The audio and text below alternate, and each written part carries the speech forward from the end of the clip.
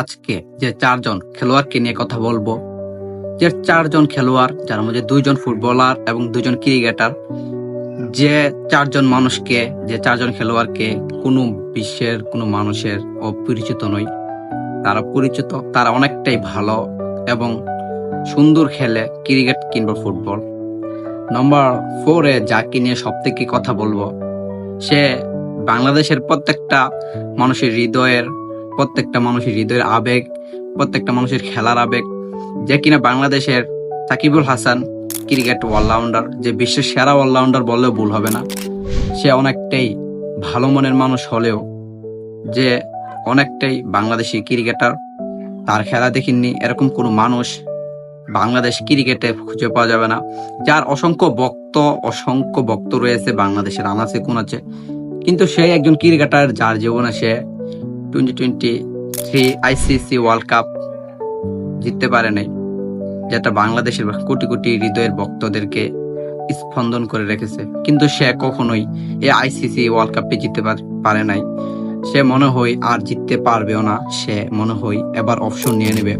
সাকিবুল হাসান অনেকটাই ভালো খেলোয়াড়, অনেকটাই সুন্দর খেলোয়াড়, যে বাংলাদেশের একটি নক্ষত্র, বাংলাদেশের একটি ক্রিকেট নক্ষত্র সাকিবুল হাসান।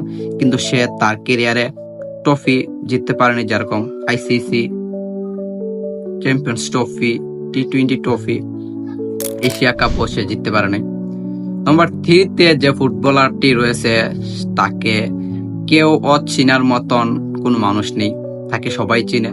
তার ফ্রেন্ড অনেক বিলিয়ন, তার ইনস্টাগ্রামে হাজার হাজার এবং মিলিয়ন ফলোয়ার রয়েছে। CR7 ক্রিস্টিয়ানো রোনালদো, যে এত সুন্দর খেলেও পর্তুগাল কখনো বিশ্বকাপ জিততে পারেনি। সর্বোচ্চ তারা বিশ্বকাপে কোয়ার্টার খেলেছিল, কিন্তু পর্তুগালের হয়ে সে দুর্দান্ত পারফরমেন্স করে।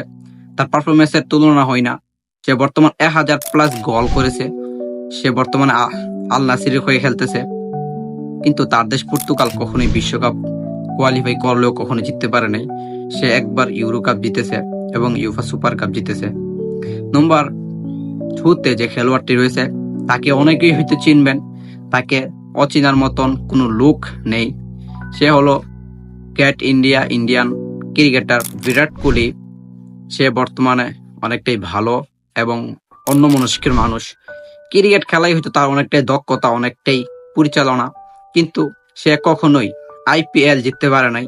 তার একটা স্বপ্ন যে তিনি একটা IPL জিতবেন। তিনি IPL-এ RCB-র হয়ে খেলেন, এই বছরও RCB-র হয়ে খেলতেছে। আমার মনে হয় না তিনি কোনো IPL ট্রফি জিততে পারবেন। গত এত বছরে সে IPL ট্রফি জিততে পারে না, এটা তার একটা ব্যর্থতা। সে অনেকটাই কান্না করেন যে দিয়ে কিনু IPL ট্রফি জিততে পারে না।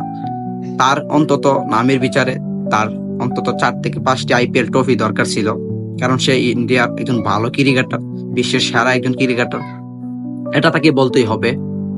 এ পর্যায়ে নম্বর 1-এ যে রয়েছে, তাকে হয়তো কেউ চিনবে না এরকম কোনো লোক নেই। যে ফুটবলের সব থেকে হতভাগা, ফুটবলের সব থেকে দুর্ভাগা, ফুটবলের বিশ্বকাপ কোনদিন সে শুয়েও দেখিনি। ব্যালন ডি'অর তো স্বপ্নের মতন তার সামনে দাঁড়িয়ে। বিশ্বকাপের মতন একটা ট্রফি যে কোয়ার্টার ফাইনালে সে ক্রোয়েশিয়ার সাথে হেরে বিদায় নিল তার দল ব্রাজিল। নেইমার জুনিয়র, যার ফুটবলের জাদুতে অসাধারণ স্কিল দেখিয়েও সে বর্তমান তার ব্যক্তিগত কোনো অর্জন নেই। তার ব্যক্তিগত কোনো অর্জন ধারাবাহিক হতে পারেন নাই। তার দেশকে সর্বপ্রথম 2013 সালে ফিফা কনফেডারেশন কাপ জিতিয়েছে।